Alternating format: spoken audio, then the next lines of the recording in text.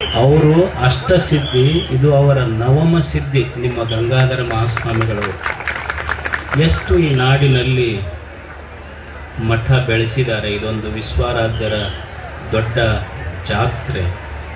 ಈ ಜಾತ್ರೆಯ ದಿವ್ಯ ಸಾನ್ನಿಧ್ಯವನ್ನು ವಹಿಸಿರುವ ಎಲ್ಲ ಪರಮ ಪೂಜ್ಯರಲ್ಲಿ, ಹಿರಿಯರಲ್ಲಿ, ತಮ್ಮೆಲ್ಲರಲ್ಲಿ ಶರಣು ಶರಣಾರ್ಥಿಗಳು. ದೇವರು ಸೀಟಿ ಊದ್ಬೇಡ.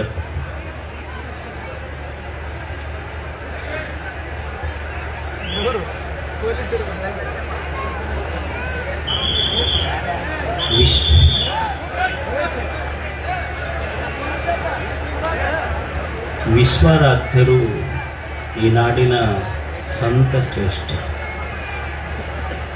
ನಾವೆಲ್ಲ ನಮ್ಮ ಬದುಕನ್ನು ಕಳೆಯಬೇಕು.